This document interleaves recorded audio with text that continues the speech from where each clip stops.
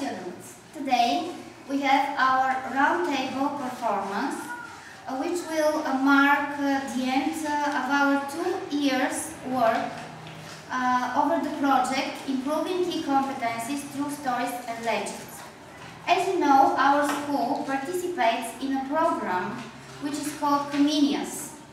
Comenius program is for students all around Europe. And now, today, we shall make our final meeting. The subject of our meeting is friendship. We had learned 3 legends. One legend is from England, another legend is from Bulgaria, and the third legend is from Poland. But we have something which is very common for these 3 legends, and this is the friendship. All the legends are about people who have sacrificed their lives for the other. Our main character is Orpheus. You know about Orpheus? Yes, don't you? Yes, you know about Orpheus. Who is Orpheus? Who can tell me who is Orpheus? Is he a musician, or he's maybe a sportsman, or he's a musician? Yes, he's a very famous Thracian musician who has lived in Rhodope Mountain. So this is Harry, and he will be in the role of Orpheus. Let's applause.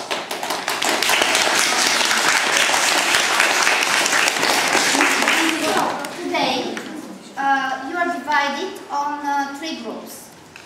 In three groups. The first group is with the leader, Christina, and they are making word maps. The second group is the biggest group. It's from 3 parts, 1, 2, 3, by 3 teams, and the leader of this team is Albena, the leader of this team is Rosen, and the leader of this team is Gergan. They are making drawings and applying cards, as you can see. They have a lot of materials in front of them. And they are making very interesting things, which we shall see at the end of our meeting. And this is next group, the last group, which is absolutely very big, very huge. And these are our actors. And these are the people who will read all the legends, and the other people, they will present you the legends in a very interesting way. Now, let's start to present our work. First group, Christina, will you show please the word maps, and we want to see what you will do. Let's show them the word maps. As you can see, it's a very interesting material. Here, in the center, they will write a word from a legend. In this side will be the definition of the word. They will explain what the word means. In this side, they will put synonyms of the word. Here, they will write a sentence using the word, and here they will draw a picture with the word. So it will be very interesting to see what they will do. Every one of them has chosen a different word. So will you tell me please, Christina, you are working on which word? Dragon. Your word is shoemaker. Yeah, this is from the Polish legend. And you? Knight. Yes, this is a word from the English legend. You can see here what our students are doing. They are making very nice drawings of knights, of princes, of kettles, of dragons. Yes, and here maybe this is a castle. Venti, I think. Here you can see our masters. They are doing, you see, a very nice dragon. These are applying cards. And here we shall keep this as a secret for the end of the meeting. And our actors are already prepared. So now we shall give a little time for all the groups to prepare their materials.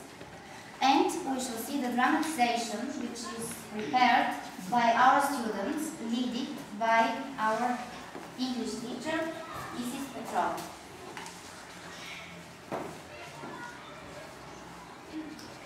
Mrs. Petrova.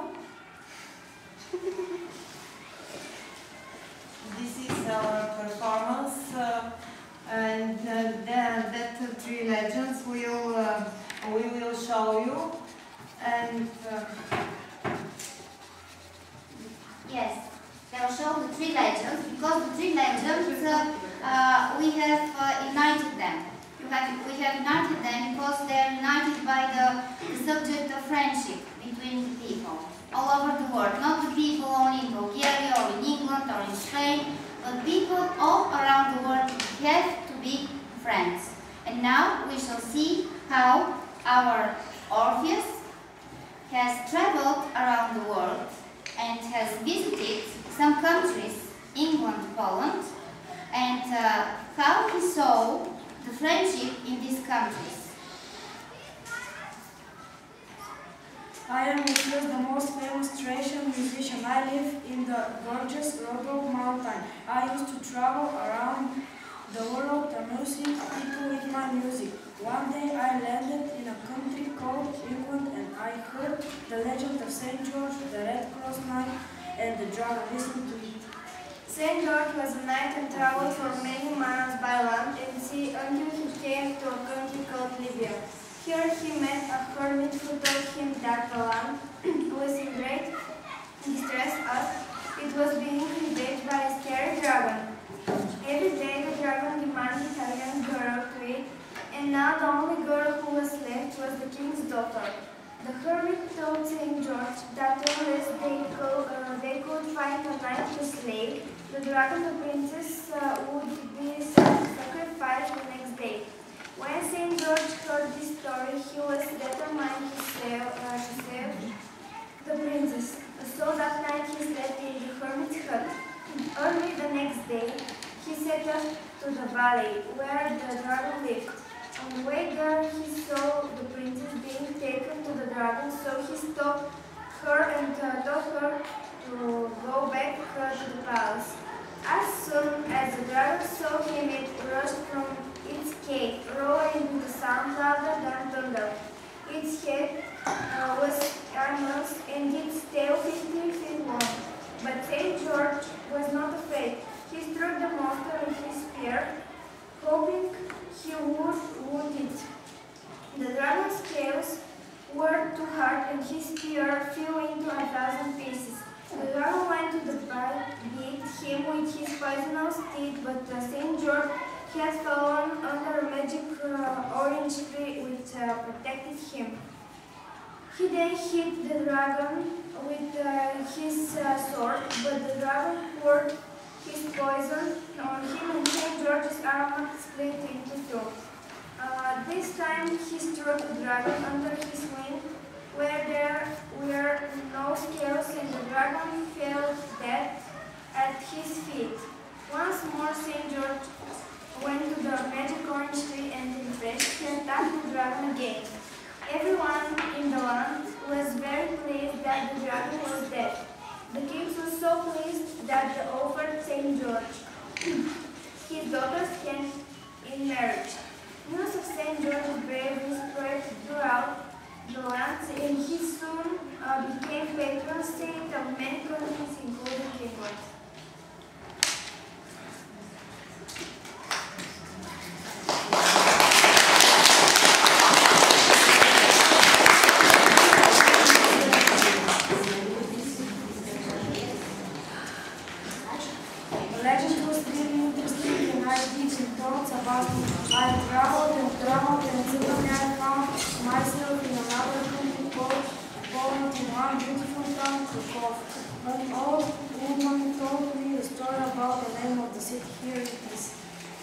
Once upon a time, many centuries ago, in a cave at the bottom of Viagold Hill, lived a terrible fire-breathing dragon.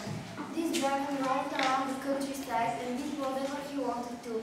He ate sheep and cattle and scared the farmers so much that they didn't let their animals graze in the field near the Stu River. The dragon not only loved to devour their cattle, but what worse, human virgins. Many great knights had tried to kill the monster, But before they could get close enough to him, he blew fire on them and they were burned to death. King Krak, who ruled the city at the time, wanted this dragon destroyed. He invited knights and noblemen to come and slay the dragon, promising that whichever one killed the dragon would marry his beautiful daughter and become king when he died. Many tried to slay the dragon so that they could marry the princess, but the dragon killed them. The people became even more frightened. They were afraid to leave their homes and the country became poorer. One day, a young, handsome but poor shoemaker named Scuba asked the king if he could try to kill the horrible creature. The king said he could try, but noted that he had no armor, no horse, and no sword. The shoemaker had only his tools and plan. He didn't need armor, a horse, or a sword. Scuba bought a dead sheep from the butcher and some sulfur from a miner. Then he cut the sheep open with his sharp shoemaker's knife, stuffed it with the powdered sulfur, and then he sewed the sheep up with the shoemaker's tooth. He put the sheep by the dragon's cave and waited behind the rock for the dragon to come out. After a while, the greedy dragon came out from his cave. He saw the dead animal and greedily ate it. The sulfur caught fire like a match, and the dragon felt his stomach burning. He ran to the river to quench the fire in his stomach, but drank so much water that he filled up like a balloon.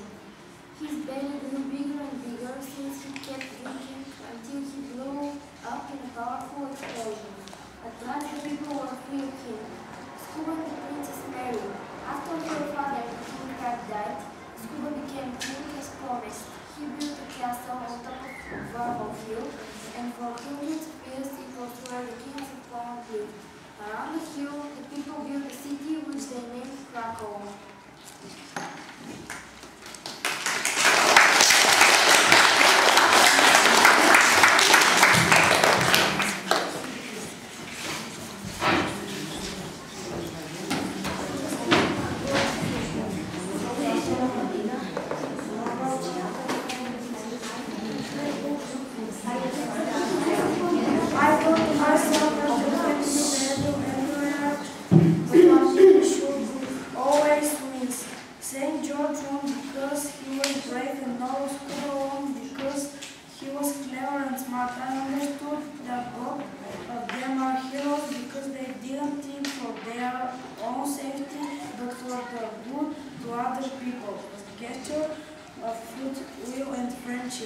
And I understood that a friend in need is a friend indeed. After this long journey, I decided to go back to my homeland, and so I saw the green hills of the beautiful Rhodol mountain in southeastern Bulgaria, which was the great land of Thrace, called in Bulgaria Trakia. Once upon a time, two mountains, Hemus and Rhodol, were brother and sister. Their father was a sea god. Hemus was the elder brother and Rhodol the younger sister. Both lived a carefree childhood full of games. One, however, they decided to mock the old gods. Hemus made himself a long, light beard, and Rhodol laid out his gorgeous blonde hair and rather than game. In future, the old god, the lord of the whole world, in his divine fury, they transformed Rhodol in a large mountain. Seeing the metamorphosis, her brother Hemus, petrified and turned into another mountain, however mannish and severe. To make the punishment even harsher, the old god divided two more mountains with the spacious Thracian plain. The story told by Orpheus ends here, but now starts a legend for him, the greatest musician ever known. Let's listen. Orpheus sang and played the lyre, and his music was so beautiful that he could charm everything in the nature. One day he walked for a long time in the Rhodol mountain and became tired. The musician sat down on a peak to have a little rest and to enjoy the wonderful view. He didn't notice the three-headed snake monster creeping under the rock. The snake attacked the young man with poisonous stones, and the few stones rolled down, waking up Orpheus. He looked at the snake, terrified and stunned with horror, thinking that was the end of his life. Orpheus couldn't find the way for escape, because there were only rocks around the place he was sitting. Scared to death, he started to sing and to play with his lyre. The melody and the song were so beautiful and enchanting that the snake stood still and listened. Orpheus continued, melody after melody, song after song. 3 days and 3 nights. The monster, fascinated, fell into a free sleep. Orpheus quickly got down the hill and ran away.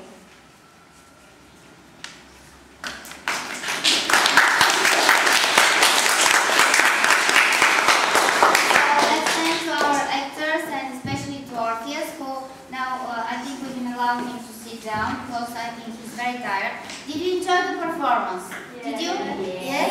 Yes. Okay, so let's talk now something about the friendship. I think all of you have friends, do you? Yes. Yes, you have friends, of course.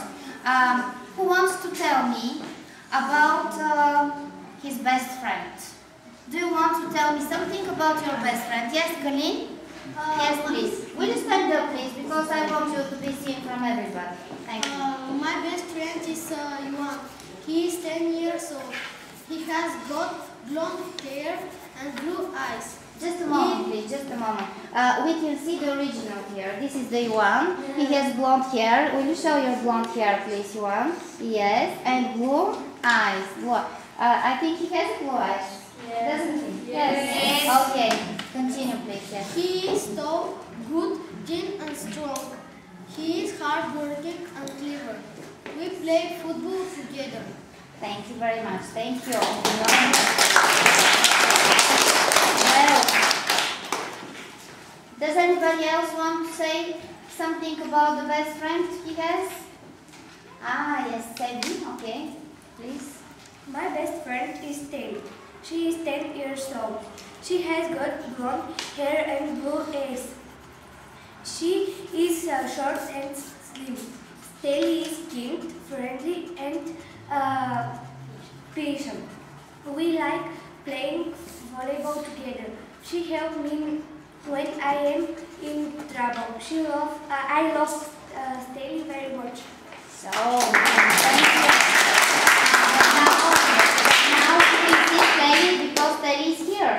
This kind girl, she will read now about her best friend. Okay. My best friend is Sadie. She is 10 years old. She has got brown hair and brown eyes. She is tall and sweet. Sadie is friendly and kind. We like playing basketball in school or with other classmates. We like going to the cinema and shopping in a shopping center. She makes me feel better when I have a problem. I love Sadie very much. Oh, thank you very much. Thank you. So sweet, so sweet. It's very nice that we have nice friends amongst us. So maybe somebody of you want to tell something about their best friend? Do you want? Yes? No? Why not? Why not? Okay then. Okay. Rosie, please. Yes. My best friend is Kalko. He is from my neighborhood. He is tall, thin, and not very strong. He is with brown hair and brown eyes. He likes playing with me on the computer and with other fantastic stuff. We like to go out in the woods together and play. And how old is he? He is 9 years old. 9 years old. Almost like you, or he's younger than you? Younger. Younger than you. Very nice. Thank you. I want to say something else. Yes. My bad. He's not 10, he's 10 years old. 10. 10 years. Okay. It's 1 year difference. It's not a big deal. Thank you very much. Thank you. And now, I think that now we can listen at some points about the friendship. I think that Juan has something which he wants to show us and to read to us. Yes. What a friend is.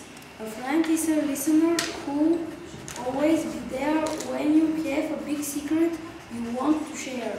A A friend is a sidekick who sits by your side to make you feel better when you're troubled inside. And when there is nothing to do on a wet, rainy day, a friend is a pal who come over to play.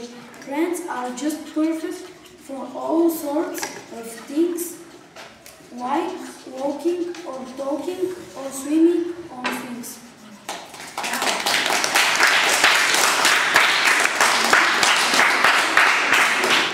And Gabi, she has something to read to A us. friend in need is a friend indeed. A friend in need is a friend indeed, as the popular saying goes. Someone who is always there to help you with your goals. I've been through life very well alone, and many things I have learned. There is nothing like forever friends. One day our bridge shall be burned. So to all those of you out there, a warning I send loud and clear. Beware of having friends. Apparently, most will never hold your dear. This but a brief passing phase in each and everyone's life. A friend will move on from you, causing a lot of strife. And before you think me bad for saying things about friends so dear, there are one in a million who will always keep you near. I have moved on myself from many a friend in the past for reasons that seem so pretty. I wish I had made them last. So choose your friends with care for a happy life to lead. Remember not only saying a friend in need is a friend indeed. Now, I think now that we can take a look at the materials which all of you have prepared. Now, the first group. Let's see the first group. Vicky, will you show this, please? This is the shoemaker. Will you read it? The definition. Can you read the definition? What does the shoemaker mean? One that makes or prepares shoes. And synonym? Bootmaker. Okay. And what about this? A sentence with the words? The shoemaker was made my favorite shoes. And we can see here the drawing of Vicky. Thank you very much. Now, Ellie, night. Will you read what does it mean, Ellie? The knight is a noble, brave, and strong man. Yes, and the synonym? Warrior. And the sentence? The knight saved the castle. And we can see the knight. Very brave knight. Very brave with a sword. Here. It's King George St. George. Well, or King Crab. So, Prissy, dragon. A mythical monsters usually represented as breathing fire and having a scary reptilian body, wings, claws, and a long tail. And the synonym? Monster. And a sentence? Dragon is very big. And she started to draw a dragon, which is very nice, but she will color it a little later or now. Thank you very much. Thank you. So let's see here. Second group. As you can see, they had some princes. They have dragons. Let me just put all of this. Yes. So we can take a look at these monsters, these beautiful girls, and a kettle there as well. And the next group, as we can see, they are very talented, very nice dragons. Will you show us your favorite dragon, Roslyn, My favorite please? dragon? Yes, which is your favorite dragon? Is this dragon? Is this? Yes. Will you just show it a little? It's very nice. This one. Yes, this is Ivan. And this is a princess, maybe? Princess? It's a princess, yes. Very nice, very beautiful, as we can see. Thank you very much. And now we have a task for all of you. And this will be the final task for today. We have some letters, and we shall give these letters to the leaders of the groups, and they have to put in front of all of you and all of us, of course. They have to make a sentence, which is a friend in need is a friend indeed. So it's something like a puzzle. Yes. Here. Will you help me, please? Will you please? Yes. Group. This is the group who has prepared the letters.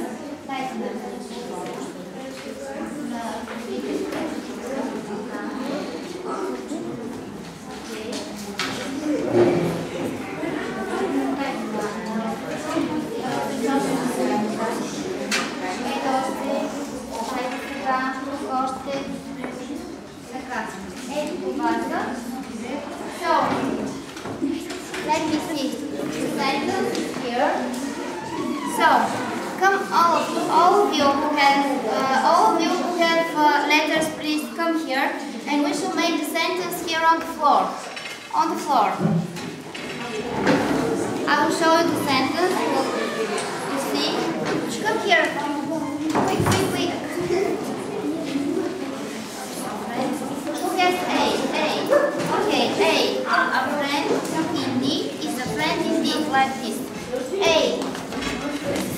No, this is D. This is A. Ah, yes. Okay.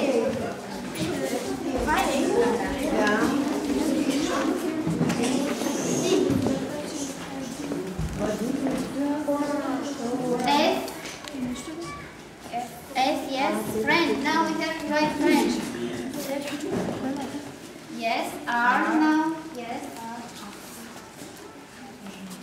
I. N. D.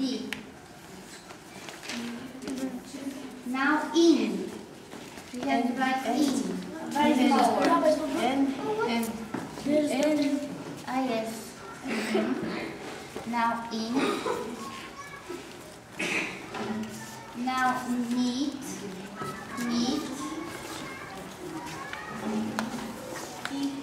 One more E. Yes. Is.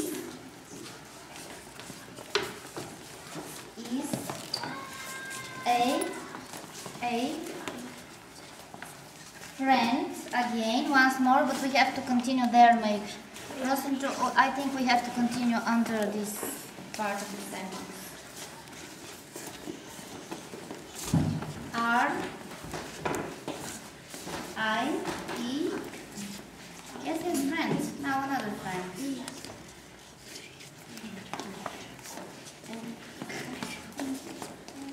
N. D. N. Who has N? Yes. Indeed.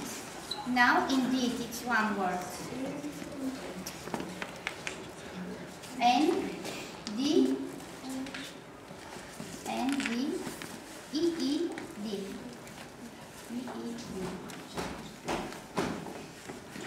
Very good. So this is the main idea of our round table, and I hope that all of you will be friends indeed. Thank you very much.